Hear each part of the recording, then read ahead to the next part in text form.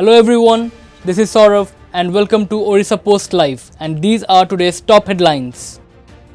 Union Finance Minister Nirmala Sitharaman Wednesday made several announcements as she presented the budget for financial year 2023 to 2024, her fifth and last full budget under the current Modi government.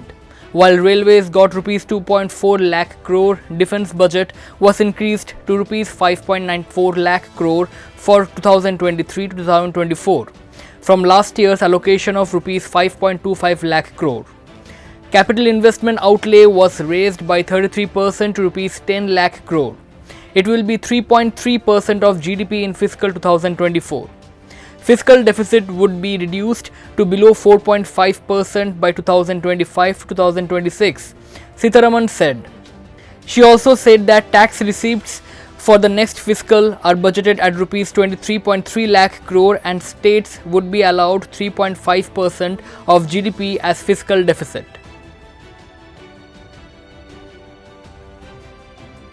Finance Minister has increased the rebate limit for individual taxpayers from rupees 5 lakh to rupees 7 lakh a year. She also announced new tax slabs and scrapped the old twin structure system that was unboxed in 2020, which taxed citizens under 25% without exemptions and 30% with exemptions allowed. Indian Railways received a major boost from the Union Budget 2023-2024 being presented by Union Finance Minister Nirmala Sitharaman in the Parliament Wednesday.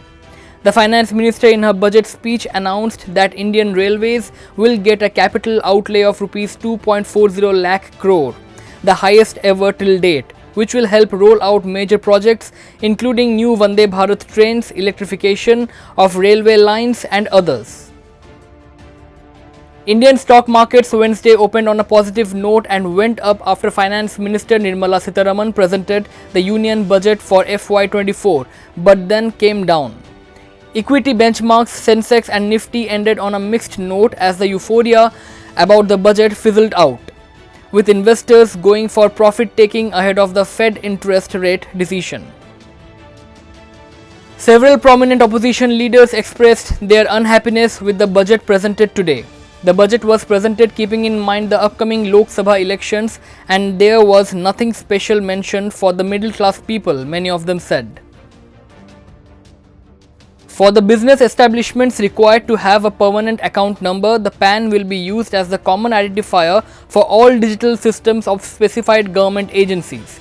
This will bring ease of doing business and it will be facilitated through a legal mandate, Finance Minister Nirmala Sitharaman announced in Union Budget 2023 to 2024.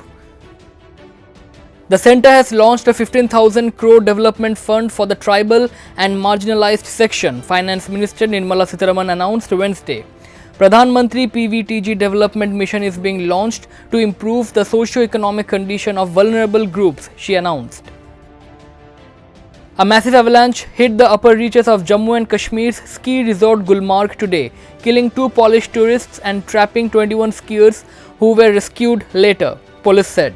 3 teams of 21 foreign nationals and 2 local guides were at the ski slopes in Hapatkhud, Kangdori when the avalanche came rolling down around 12:30 pm, police officials said.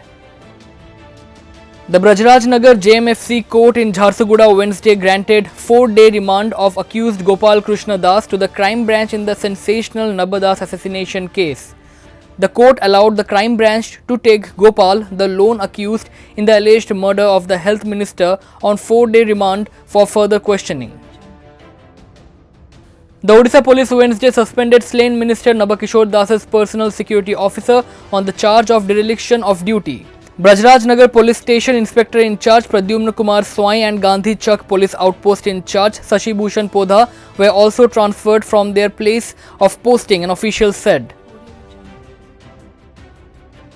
The office of the Lokayukta Odisha has indicted at least 12 Bhubaneswar Municipal Corporation officials of massive corruption amounting to rupees 11 crore and recommended a crime branch probe.